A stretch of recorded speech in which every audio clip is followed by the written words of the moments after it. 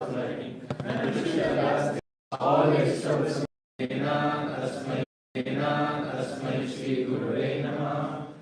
born in the darkest of ignorance, and the spiritual master opened my eyes to the broad shadow of knowledge. I offer my respectful obeisances unto him. Today we're looking at Vishaka.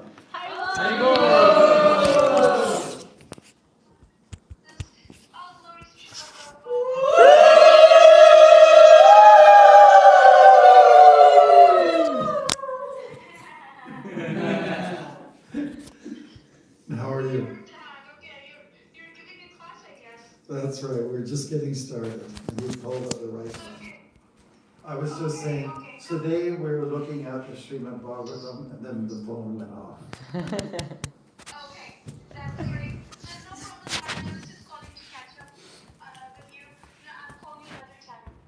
No problem, make it soon. I'll be in Guyana soon. Okay, Haribo, thank you. Hare Krishna. All respects to you. We love you and we miss you. Get over here as soon as possible. Very soon, Maharaj, very soon. Really? Okay. All right, Haribo.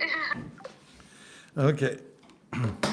So it is Canto 10, Chapter 13, Brahma stealing the boys and the calves. And We are reading from 40 to 45. 40 to 45. Yes. Wow, that's nice and short. Okay, everyone together. When Lord Brahma returned after a moment of time had passed, according to his own measurement, he saw that although by a complete year had passed, Lord Krishna, after all that time, was engaged just as before, playing with the boys and calves, which were his expansions. Lord Brahma thought, whatever boys and calves there were in Gokul, I have kept them sleeping on the bed of my mystic potency. Unto this very day, they have not yet risen again. What? Again? Somebody said something else? Okay. A similar number of boys and calves have been playing with Krishna for 1 whole year, yet they are different from the ones illusioned by my mystic potency. Who are they? Where do they come from? Thus Lord Brahma, thinking and thinking for a long time, tried to distinguish between those two sets of boys, were each separately existing. He tried to understand who was real and who was not, but he couldn't understand at all.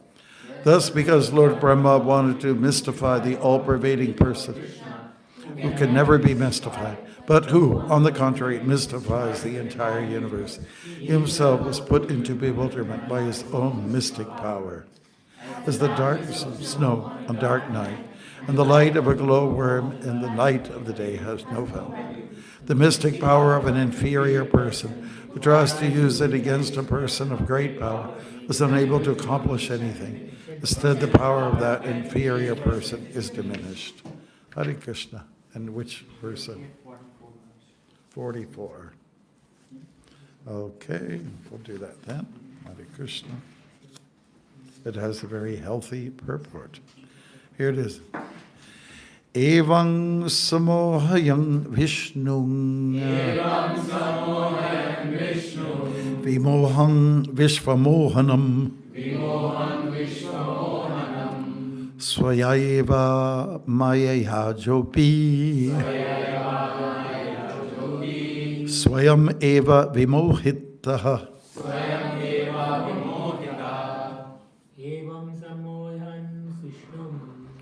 Samohayam Vishnu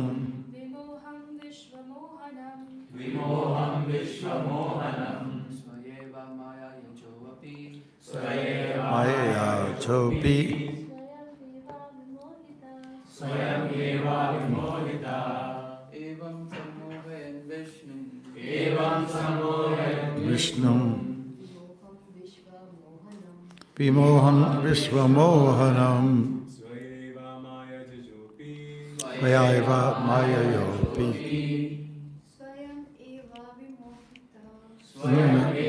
Vimohitaha Evam Samohayam Vishnu Toham Vishvamohanam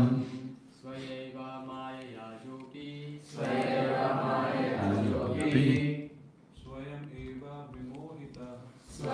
eva vimohitaha im samohayam Vishnu Vimoham visa mahanam. monongam vishva mohanam Swayeva maya jopi. swayaiva ayapi Swayam neva vimohita. swayam eva vimohitaha evam samohayam Vishnu mohanam swayaiva ayapi. So, evam, in this way, samoyan, wanting to mystify. Vishnum, the all-pervading Lord Krishna. Vimoham, who can never be mystified. Vishvamohanam, but who mystifies the entire universe. Swaya, by his Brahma's own. Eva, indeed. Mayaya, by mystic power. Ajaha, Lord Brahma. Api, even. Swayam, himself. Eva, certainly. Vimohitaha, was put into bewilderment. Became mystified. Translation. Thus, because Lord Brahma wanted to mystify the all-pervading Krishna, who is never mystified, but who, on the contrary, mystifies the entire universe, he himself was put into bewilderment by his own mystic power. Purport was Divine Grace A.C. Bhaktivedanta Swami Prabhupada. Okay. Brahma wanted to bewilder. Who bewilders the entire universe. The whole universe is under Krishna's mystic power. Mama Maya Dhiratyaya. But Brahma wanted to mystify him.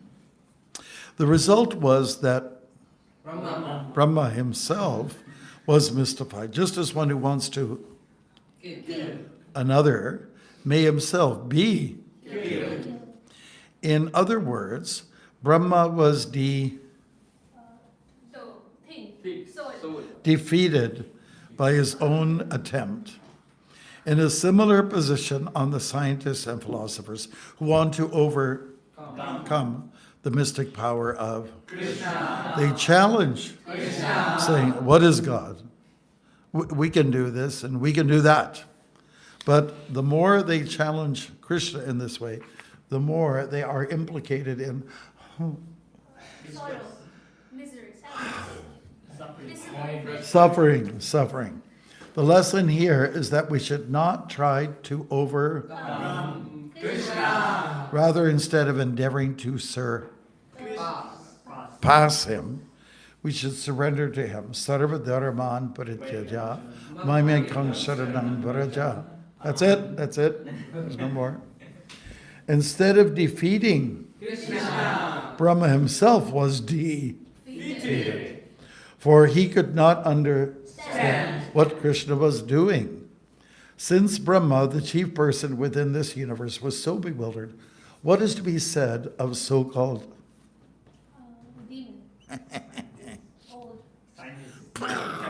scientists? Is that a good portrayal? Scientists and philosophers. Sarva dharman parityaja mamekam sharanam vraja. Hey! We should give all of our tiny efforts to defy the arrangement of Krishna. Instead, whatever arrangements he proposes, we should accept. This is always better, for this will make us happy. The more we try to defeat the arrangement of Krishna, the more we become implicated in Krishna's Maya. Daivi Shigunamayi, Mama Maya Duratya. Who has reached the Thing. Top. Edge. point of surrendering to the instruction of Mam Evi Prapadyante, is liberated, free from Krishna Maya. Mayam etang tarantite. The power of is just like a government that cannot be overcome. First of all, there are laws, and then there is police Enforcement.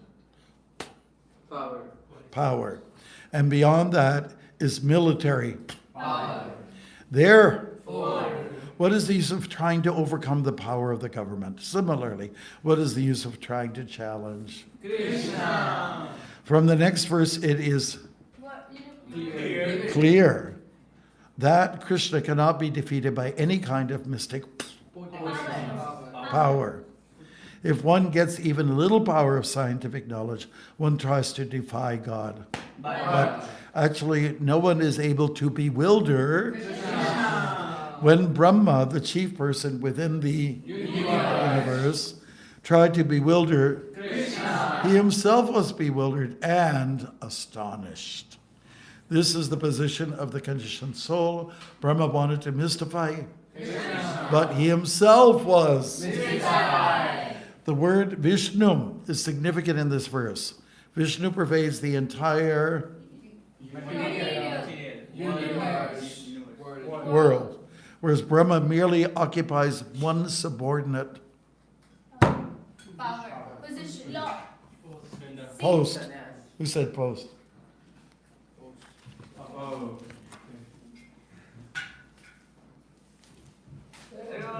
Haribo. That's very good. Yasyaika nisvasita kalam atabalambya jivanta loma vilaja jaganandanata, from the Brahma Samhita, verse 48 from chapter 5. The word nata, which refers to Lord Brahma, is plural because there are innumerable universes and innumerable Brahmas. Brahma is but a tiny force. This was exhibited in Dwarka when? Krishna. Called for Brahma. One day.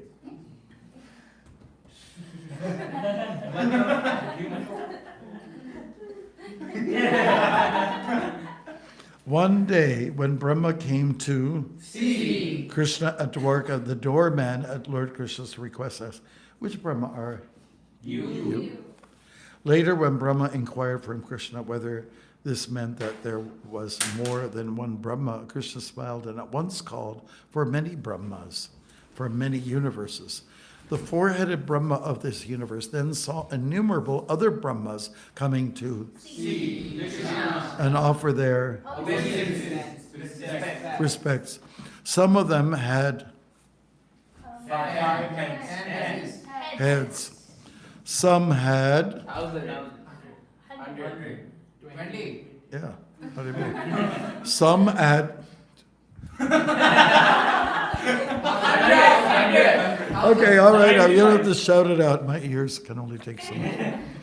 And some had 10,000. 1,000. 95. Million. a million.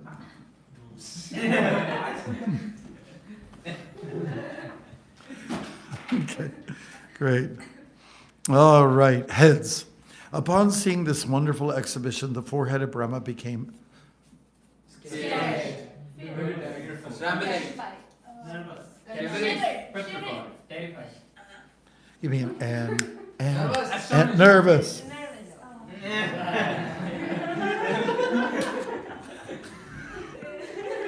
Okay, we're almost finished with this.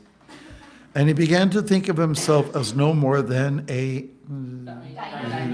Bee. Ant. Fly. mosquito in the midst of many elephants. Therefore, what can Brahma do to bewilder? Krishna. Okay, great.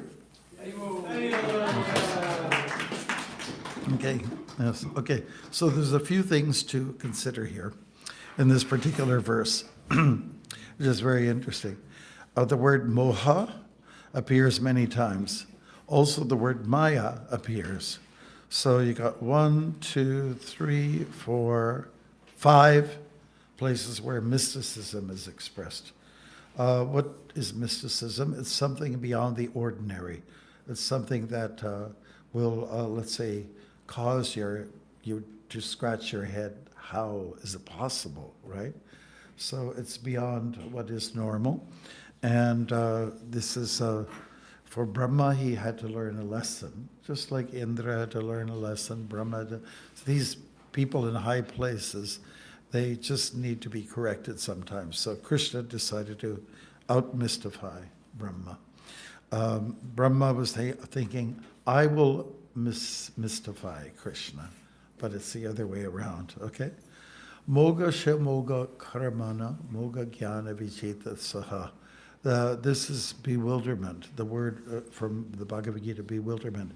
We get bewildered by being in this world. We get influenced by Maya, Daivi Shagunamayi, Mama Maya Durate Aya. We get totally thrown off because of the influences of the mystical powers of Maya. Some people call it Matrix, right? The unreal world, you know, and there was a popular movie that came out, and I said, oh yeah, okay, it's a typical thing. Trench coats, dark, you know, sunglasses and guns. Very American. Hare Krishna. Okay, so quoting that verse, Devi Shagunamayi, the world is bewildering. However, we can overcome that bewilderment by taking shelter of Krishna because he is beyond the bewildering stage. You know, he creates Maya. Yoga Maya follows him. In fact, when he was born, he addressed Yoga Maya. The personality says, you are coming with me. We're going somewhere. And the point is they were going to a place on planet Earth, which is known as Gokula. And we're going to do a number on some people. And then there's also a calling of some of the devatas. You guys can have a little break here. You're going to participate in some interesting pastimes. We're going to have some fun together, right? So that indeed did happen. There was a lot of mystical things that occurred in the lives of Krishna's family. I mean, there's a relation there, a biological relationship, but gone bad. Listen, it does happen. Some of Krishna's own family, they went off track. And just like, you read the Chaitanya Charitamrita, Advaita Charya, he had 6 sons, 6 boys, and 3 of them were very, very focused on dharma, you know, being proper, staying with the absolute, maintaining a level of personalism. But 3 others, they didn't. They just went on their own. They went off track, I guess you could say. So it does happen. It does happen. And even, I mean, we're also part of Krishna's family, isn't it? We're part of, and we went astray. So it is possible. We don't want to discredit Krishna, you know, because we made our own choices, and we made some wrong choices, for that matter. Okay. So Krishna cannot be bewildered. If he at all becomes bewildered, it's because of his own yoga maya. Now, when the Agasura, you know, creature came in, a big python, a big fat guy, you know, was slithering along, and he came, and the boys were just playing and having fun. They said, "What is that?" Or "Who is what? The H is that?" You know, and then what happened is that some were speculating. Look at those jaws. Look at that. Looks like a cave. It looks like he's trying to invite us. And he was still. You know, I mean, pythons can be still for a long time. You don't know, are they really alive or dead? They have that ability to almost be like a yogi. So they weren't quite sure, but they went inside. They speculated. Listen, why don't we just go inside? It looks really exciting in there, you know? And apart from the fishy smell, which was a result of the intestinal stench, it was very exciting. It was, you know, to go inside, and young kids, they love to explore. Hey, look at this, look at that. Do you remember? Wasn't so long ago. Everything was just so thrilling. You were at the edge of just fun all the time. Let's go for an adventure, Let's go in the cave. Let's climb that tree. Let's build a fort, All those kind of things. Let's cross that creek, And you got these little stones and they sort of wobble a little bit when you go across. I remember I was training up one of the boys, Mother Demi's son, when he was a young kid. And we did the story of Lakshman and Shatrughna. Lakshman? Who was it? Not Lakshman, but it was Shatrughna and the other person. Bharat, yeah. And they were going after to see if they could try to convince Ram to come back, so they were on a journey. And I was talking to this young boy, okay, so now why don't you pretend that you're walking over a brook, And, there's like water trickling along. The brook, the creek is moving along, bubbling a little bit and making that beautiful noise. So what I need you to do is just to pretend that you're walking across the creek on stones. I said, I don't know how to do that. I said, what do you mean you don't know how to do that? I asked him, what about your childhood? So I've never done it. I live in an apartment, well, there's lots of creeks over where you come from. Anyways, the point is, when we're young, we do these exploratory things. It's full of adventure. And there's nothing that matches that kind of life as a child, Kids that don't, go in a swing and jump in the leaves in the fall, they don't have a full life. They've wasted 75% of their life, Yeah. So the boys were thinking in this adventurous way, said, let's go inside, because it won't be a problem, because he can't swallow us all at the same time if he's alive. He just can't do that. It's not possible. There's too many of us. And besides, when Krishna comes in, Krishna will deal with him, even if he tries to swallow us all. So they all went one by one in a kind of a procession, actually, if anything. Can you imagine? Like a march or something like that. Probably they made noise with their flutes and the buffalo, or, this happy sounds. And then Krishna, who was sort of stayed back a little bit, said, oh my God, what's going on here? They're all in there. I'm out here. What's going to happen to them? He allowed himself to be bewildered by his own yoga maya, by his own mystical power. Momentarily, he was overwhelmed. But he did that to himself. And he does these things to experience what other people experience. In general, however, Krishna is not influenced by his maya. He cannot be overcome by the inferior energy. It is an inferior energy. And I love the terms that Prabhupada used, He's talking about the energy and the energetic. When we talk about energy, it's like Shakti energy, and we're all extensions of him. So we are his energy, but we are not the energetic. That's the term that he used. There's the energy and the energetic. The energetic is Krishna, and it is we who are the energies. We are little, let's say little sparks that have come out of the fire, and the fire, the bonfire, is Krishna.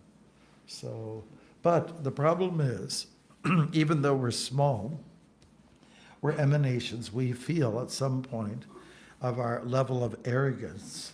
So perhaps it's somewhere around when you're 18, 19, 20, says you just think you're the biggest contribution to the world. It's called ahankara. Does anybody remember that time? Yeah. You don't remember it? Maybe you're still there. I don't know. We love to make fun, and you think it's so well. Yeah. There has to be a laughter in the class, otherwise, life is dull. Yeah, so, we get to that point. Ahankara, vimudhatama, karataham iti manyati, prakrite kriyamanani. You know what that verse is really saying. It says, I'm in charge around here. I'm controlling things. You know? Like people get us, there was a mountain here, we took it down, we put the mountain over there. We've got, got the machinery to do it. We can build a lake, make a lake that wasn't there before. I wonder what beavers think about, maybe they got egos, I don't know. But they can change your landscape. They can actually change your landscape, just like a boar will come in, a bunch of pigs will come in. With their snout, they turn everything upside down, but beavers are even more engineering masters. They'll come in, and what it was a nice flat land, they'll turn it would become a forest. Flat, sort of barren, they'll actually come into an area and turn it into a forest by their power. It's amazing. If you ever get a chance, sit down and watch beavers actively working. I was watching one up in northern Ontario. I just went for a little walk. My driver needed a nap, so I just diverted a little bit. And I saw this big, plump, beaver, and he had in his teeth, the teeth like they're this big, and he was just carrying this branch, forever, and then he brought it into the water, and he didn't know I was looking at him all this time. I felt like I was super slow looking at him. Anyways, that's my ego.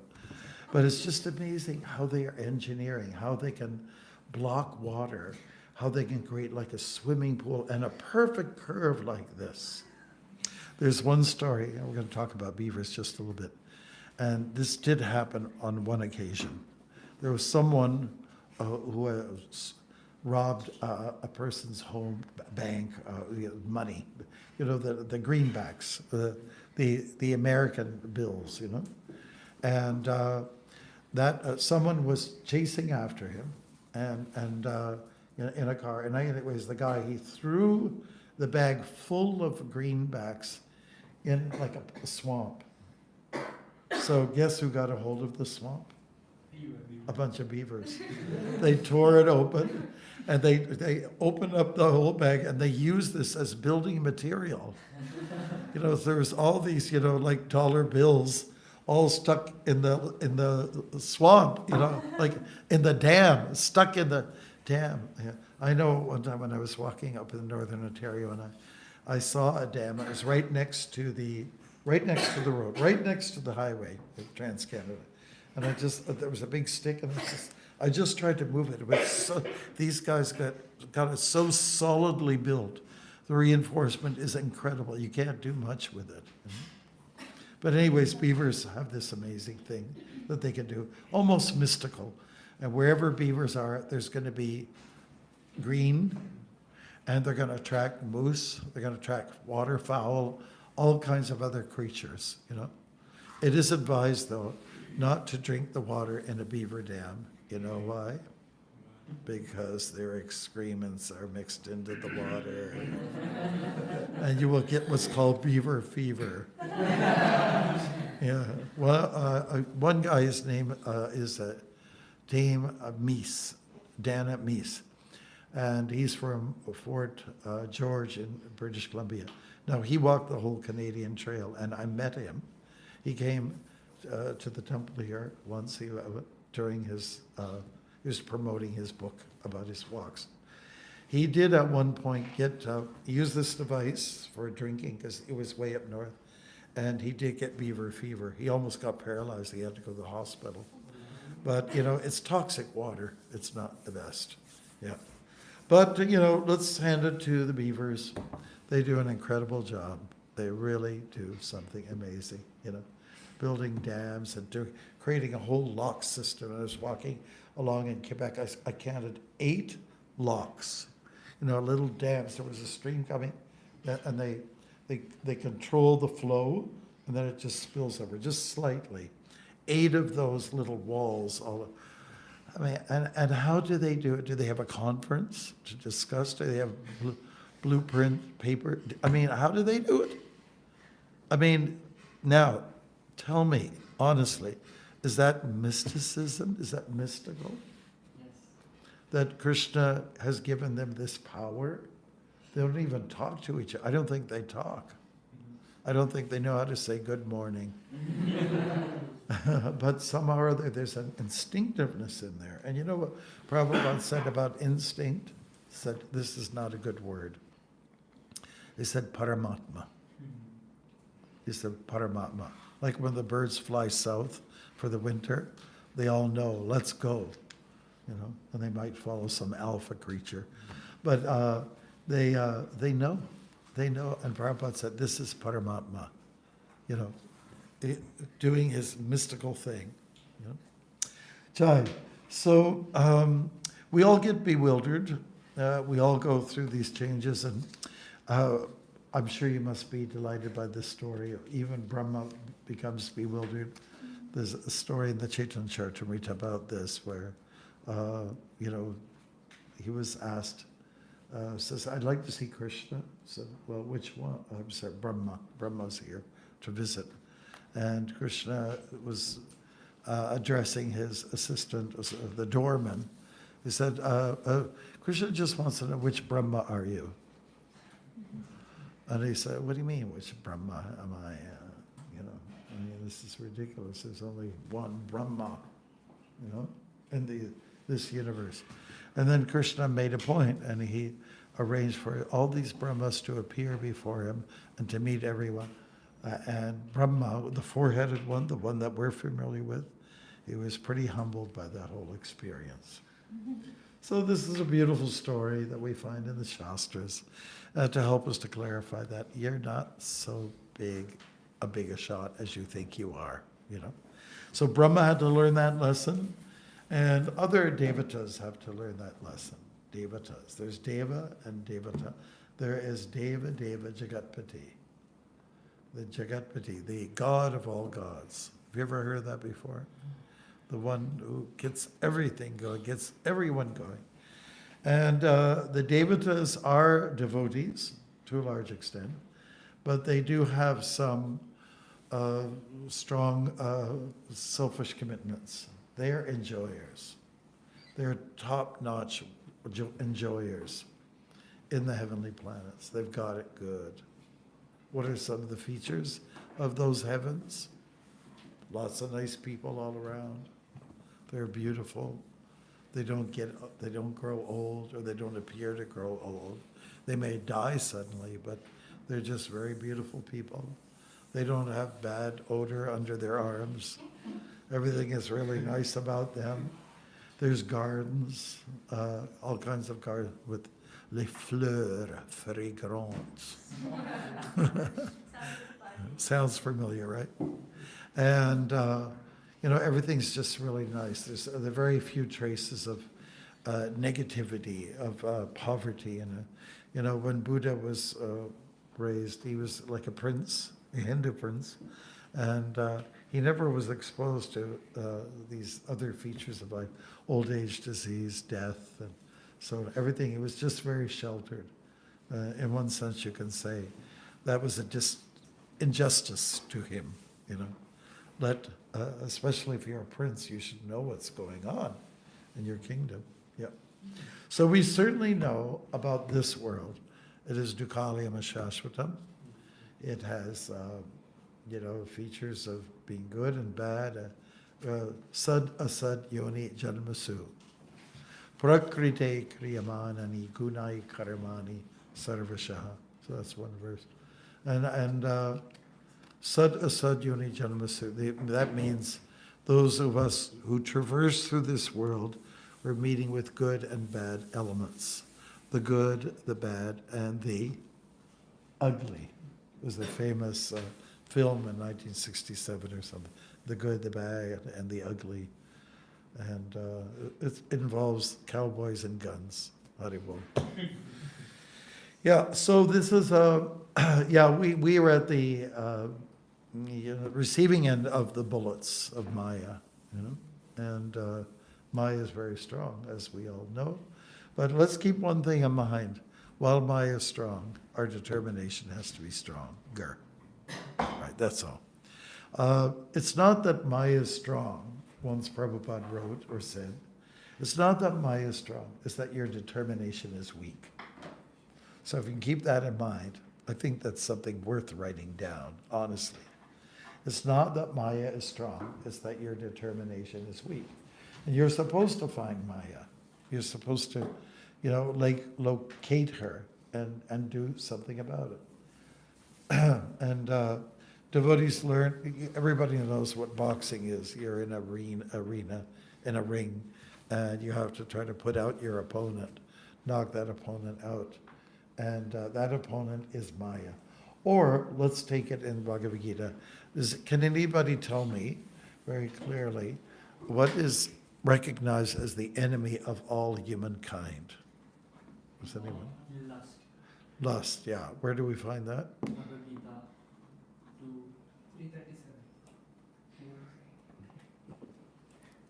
337. Right, you are. Chapter 3. It is identified as that thing which blocks our spiritual progress, right? Okay, so anyways, what do you do with that enemy? Once I gave a class to, it was up Lake Shore many years ago, the professor, he said, he heard about our principles, no meat eating, no gambling, no intoxication, no illicit sex life. So he asked, what are you doing about that sex thing? He said, it's a very interesting appetite. That's how we put it. It's an interesting appetite. What do you do with it? So in certain terms, we understand that it is to be regulated and controlled. The urges need to be controlled. That's all. We're not saying one cannot indulge. It just means there has to be some regulation. There has to be some policies in place that we follow. And Krishna says, I am this kama, which is not contrary to dharma. So I sometimes wonder why more people don't join, because we tell them God is sex, sex is God. But then we have a little clause in there that says, which is not contrary to dharma. Dharma, what's that? Okay, now you got a chance to answer it. What is this dharma thing? Which is really quite deep. And dharma means to get to the essence of something, right? So we all have a certain dharma. We have a certain nature, psychophysical nature, and you can explore it. I think it's really fun to look at each other's dharma. Do you want to do a game on that? Should we try? Okay. What is the dharma of? Let's see. Who should I pick on here? Moniel. What's his dharma? Leaping while chanting. He can't say it. He can't answer it. It has to be someone else. You can throw some words out there. Preaching. Preaching? Reaching, you mean? Reaching Maya's barrier. Okay, that's definitely it's a career he's taken up for now. Yeah. Okay, that's good. That's his activity. That's what he does. That's his behavior. Guna, karma. That's his karma, you can say. There's also a guna. There's a nature there. Learning. It's more of an activity. What's the nature? Brahminical. Okay, you can say that. To a lame person, they don't say, what are you talking about? Lead. What's his nature? If it's preaching, then it's to teach about the teachings of the Bhagavad. Yeah, I'm not talking about his activities. What's his nature? It's different. Servant? Yeah, it's a noun. Humble, okay, so that's kind of where we're going with that. Leader. Humble leader. Yeah, that's kind of like his profession. That's what he's, set to do. Yeah, something like the quality of humble. Okay. What about Rohan? What do we? Thank you. What was your psychophysical nature? What is your dharma? What's you? What makes you who you are? What is your personality? That's one way to put it. Can anybody say?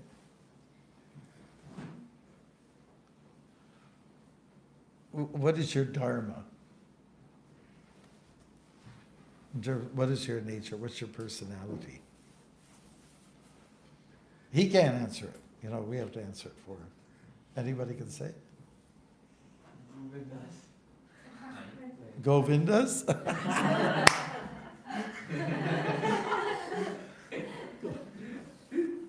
What's his nature?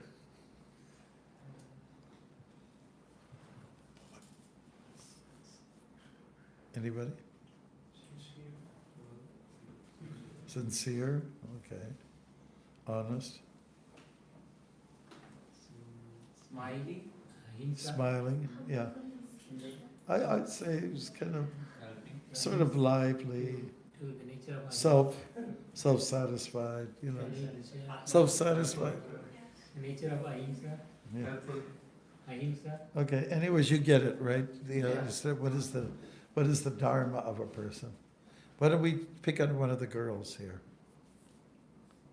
Who should we pick on?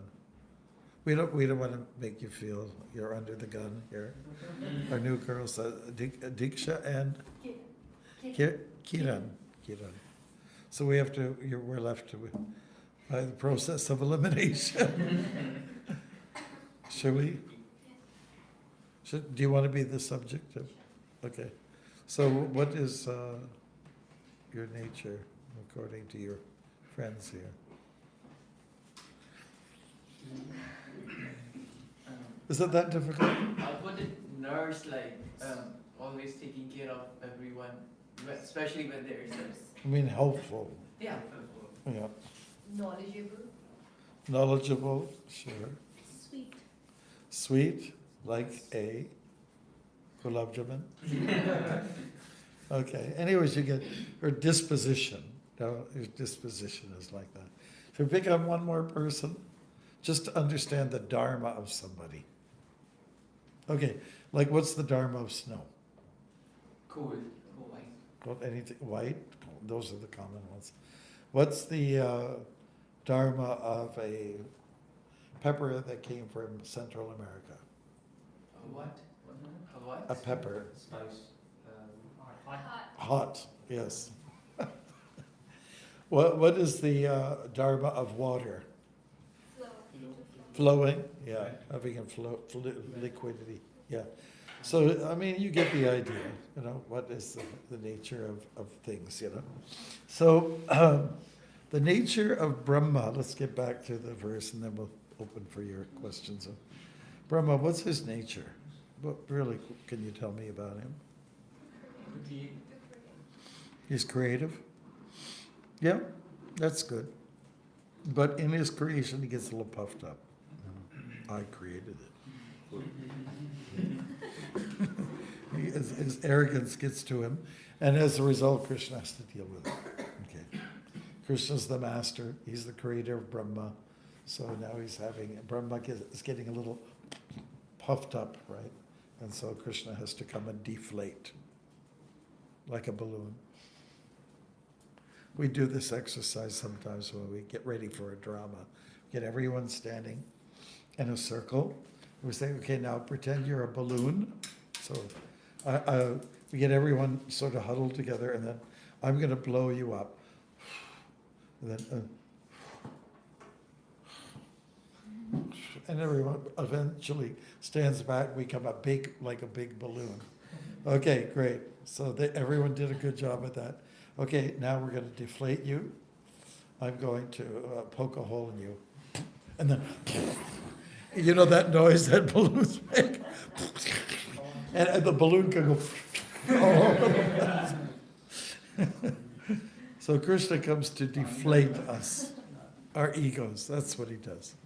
He has different ways to do that, you know?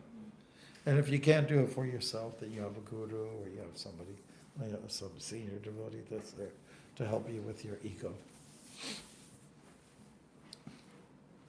I mean, most parents will say, I dealt with you as far as I could. Now go to school. and get a little bit of, let's say, learn a few lessons from a teacher, you know. Take some correction. Yeah. Okay, Bruce, let's, we did come to some conclusions here, I hope. What are some of your questions or comments right now? Yes.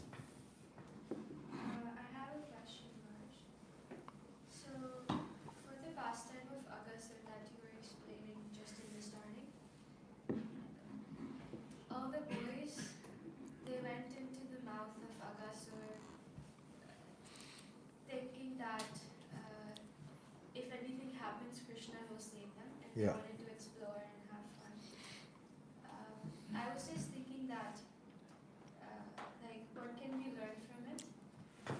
It's like they went into the mouth of danger by knowing that there could be trouble on the other side. Yes.